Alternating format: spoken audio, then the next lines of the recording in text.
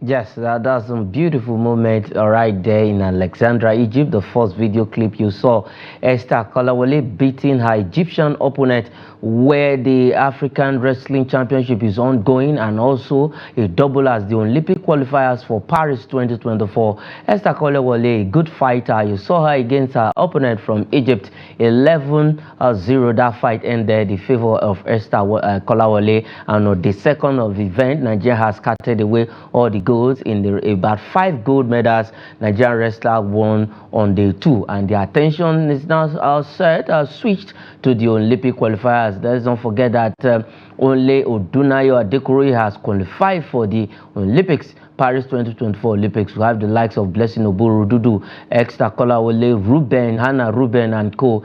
still looking for qualification, and definitely we believe and hope they will get it in Alexandria, Egypt, where the African Wrestling Championship is ongoing. On that note, I'll welcome you proper to the show 360 Sports on Trust TV this lovely morning. And you know that Nigeria is also doing well in the African Games 2023 in Ghana. We've been turning on medals, gold medals, and we are showing our powerhouse, our strength in the area of athletics. Athletics started on Monday, and today is the third day of athletics event. We've already gotten gold in 100 meter. We got silver, that is Lajide Yakpo getting also a bronze medal for us in the women's 100 meters final, and we have Nathaniel getting a silver medal in the 100 meters final, where a Sime of Cameroon went away with the gold medal. So a whole lot, and today action continues in athletics. Already we've gotten gold in the mixed relay event. We will get to that story on the course of the show, but let's start from in taekwondo at the African Games 2023, where Elizabeth Ayanacho got gold against African #1 Egyptian Muhammad Aya, beating Muhammad Aya in that event. That is Elizabeth Ayanacho getting the gold medal. She won bronze in 2019 in Rabat, Morocco, but she said no, I deserve a gold medal, and she beat African #1 when it comes to taekwondo, Muhammad Aya of Egypt, in 3 rounds to claim the gold medal in Accra. And like I said, she won a bronze medal the last time out in Rabat, Morocco, but this time around she's swimming and happy to get that gold medal for Nigeria in taekwondo. I have Abba Michael joining me on the show from Plateau State to look at these and other stories on the show. Abba Michael, welcome to 360 Sports on Trust TV. And it's a good news that Elizabeth Ayanacho got a gold medal in taekwondo, not just a gold, not just getting the medal, but beating African #1 when it comes to Muhammad Aya, when it comes to taekwondo. That's for the women in her own category. Yes, we are very happy. I mean, it's a breather for us as Nigerians. This is what we want to see, dominating the African Games, picking medals, even where we are not expected to pick. She had a bronze medal in Rabat, Morocco, and we are glad that she's been able to take it to the top. It shows that she's been working hard in the last 4 or 5 years, and her hard work has finally paid off. I think she should be celebrated like a celebrity. I mean, the type of accolades, the presidential welcome we grant to some of our superstars. Elizabeth Ayanacho also deserves such type of welcoming. And so if care is not taken, I'm not sure if we've won the gold medal before in taekwondo. She's probably the first person, but whatever the case may be, we are happy to add to our gold medal tally. Okay, we are happy to add to our gold medal tally for Elizabeth Ayanacho. She has qualified for the Paris Olympics 2024 later this year. And you know, the last time out in Tokyo, that was her first out in the Olympics. She didn't really do well in her fight, but I believe with what we have seen, going to Paris Olympics and this event, African Games, is quite a very good one for her as a preparatory ground going into Olympics. What are the chances for her going to Olympics after the African Games? Yeah, chances to definitely be for the as one is definitely. Okay. We're having issues with your audio, Michael. If you can hear us, please just work on your audio so that we can hear you loud and The clear, and also taekwondo our sport. viewers at I home believe she can would. also hear you, what you're saying. But for Elizabeth Anyanacho, she has qualified for the Paris Olympics 2024 before the African Games, and as it stands now, she's on the gold medal position, as she finished with gold at the African Games 2023. All right, Michael, going forward, before we look at the next story on athletics, so far so good. The chances of Nigeria winning a lot of gold, we still know that Egypt is way ahead of us on the medal table.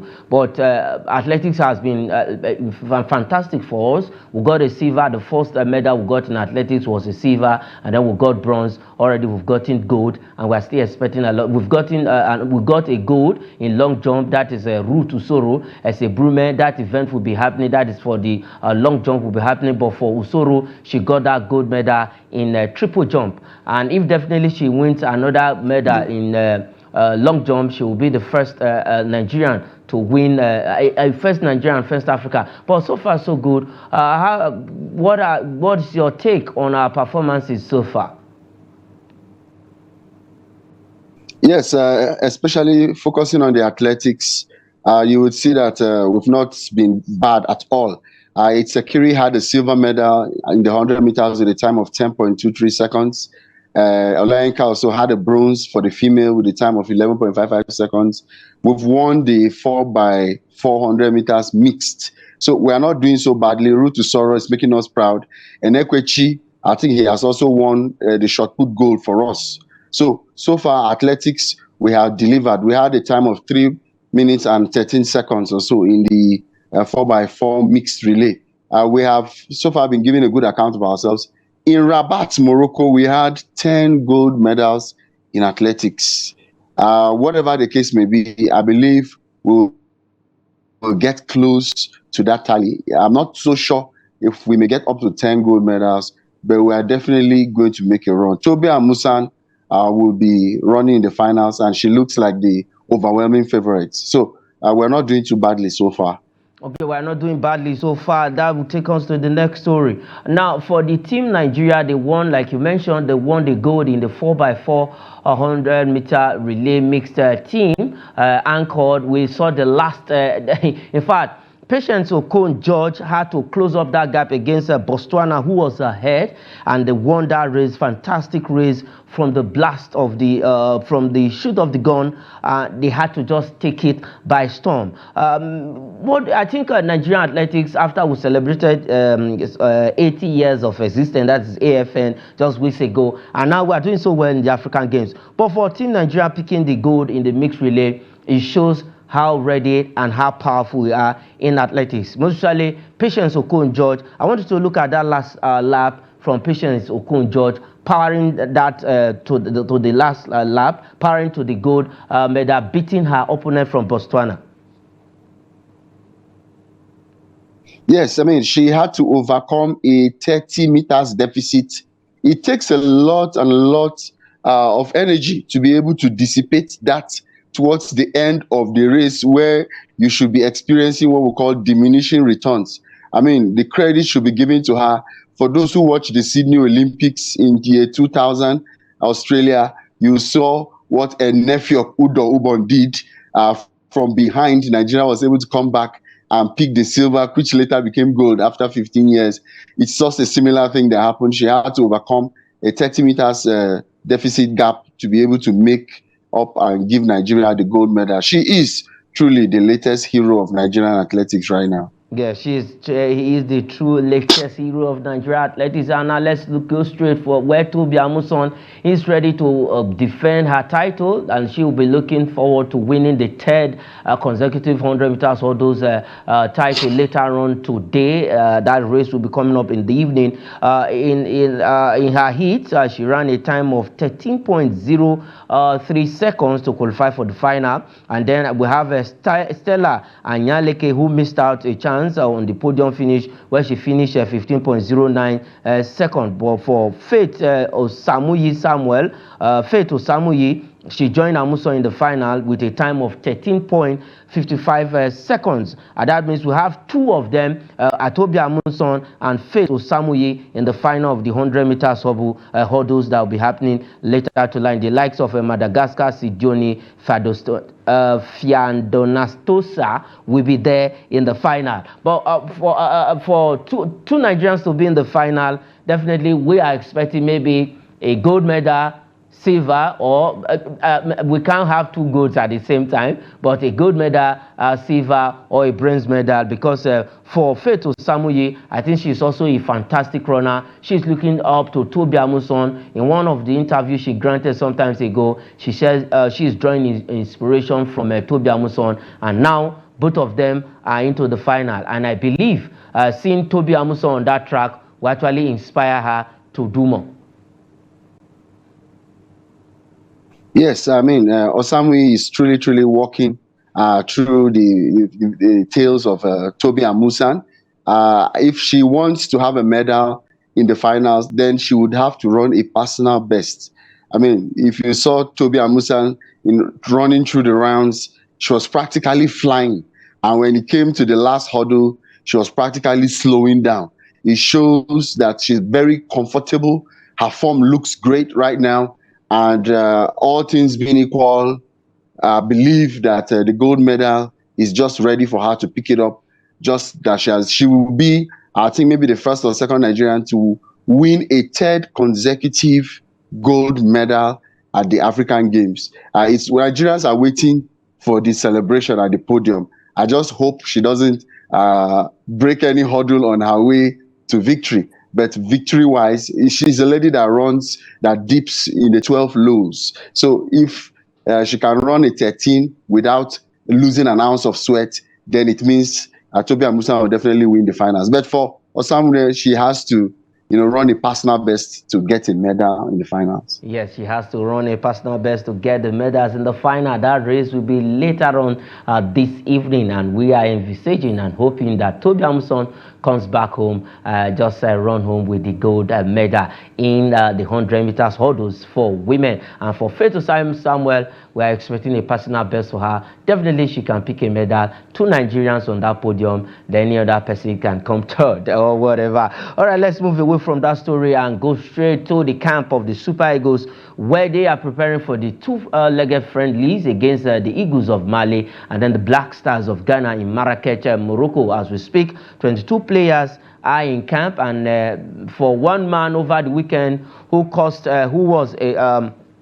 he became a hero in the Turkish Super League, that is Bright Osai Samuel, where he had to defend his teammate against a pitch invader. If you look at that clip, he actually showed a true Nigerian spirit is in him, where he defended his teammate. He is expected to join the camp later on today, but we have 22 players in camp. The likes of Iwobi and Co are in camp. That friendly would be against the Eagles of Mali and then the Black Stars of Ghana in Marrakech, Morocco. Michael, this friendly game will be coming up 22nd and 26th. Is the FIFA window, and we're just using this friendly at least to keep the team in shape ahead of the World Cup qualifiers in June against South Africa and Co. What do you make of this friendly? We can say it's a grade A friendly because these two countries on the continent of Africa are top teams. Yes, I mean, we are very happy for the latest development. First of all, Finidi George, I think, has been put in charge of the games. We have been clamoring for an indigenous coach.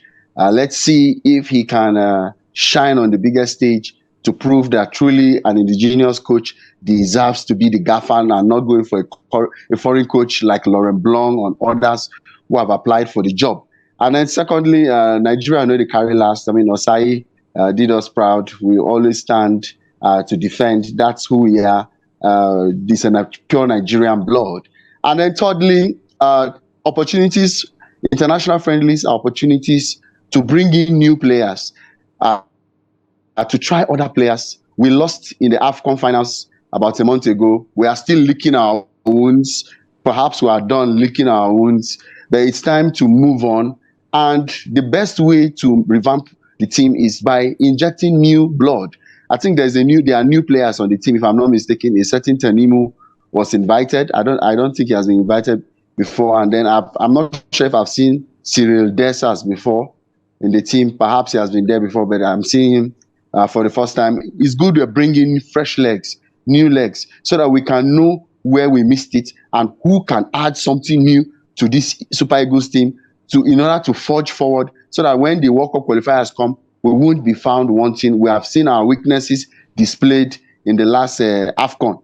And so it's an opportunity for the Finidi Judge, if he's listening, inject new blood, inject new energy. Let's see how we can make the team better. And it's good when we're facing Ghana and Senegal, teams that we didn't have opportunity to face during the AFCON. They were claiming that they were giants. So it's an opportunity for us to try ourselves against other co-giants in the African football is concerned. As far as the African football is concerned, that game is against Mali and the Black Stars of Ghana. All right, let's leave the round leader game. We will still come back to it. Let's quickly look at this story that came out yesterday evening. That is right now as we speak. Our own Aruna Kadri has been dethroned as African #1 table tennis player.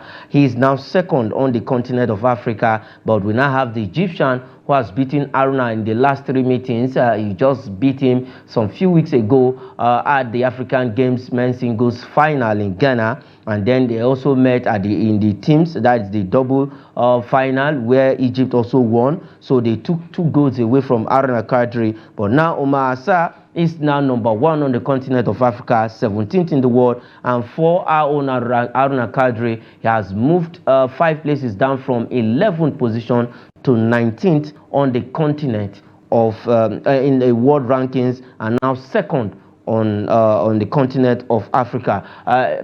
Michael, well, I would say, in as much I would have loved Aruna to remain at the top of the rankings going to the Paris Olympics 2024, because some of these rankings give you that edge over others for you to get a better to be seeded in a better group where you play the Olympic qualifiers and also other grade A competition that will earn you some points for the Olympics. In as much as I want Aruna Kadri, but I believe Omar Assar becoming African #1 is not a fluke. Yeah, it's not a fluke. I mean, if you watch the finals he had against Aruna Kadri, it went down to the wire, no doubt. I mean, they went all the way to the final game. Aruna Kadri started the last game very well, but I think he capitulated midway. And Omar Assar has a very good forehand, and he has what they call very good reverse pendulum spin. I watch table tennis a lot.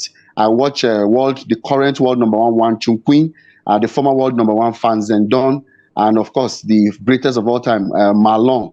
I watch a lot of them. Lin Gaoyan, world #4, the Harimoto, Tomozaki Harimoto, he's now world #9. We see Aruna Kadri beating some of these top-seeded players. We saw Aruna Kadri beat world #4. 2 months ago, even in December, we saw him beat world #6. Aruna Kadri has really been a threat. We see him take Malong, the greatest player of all time, even up to the final set. I don't know why he couldn't just replicate that form when it came to the African Games. And the funny thing is, immediately after he lost to the finals, that same day, him and Omar Assar moved straight to Singapore for the Singapore Smash.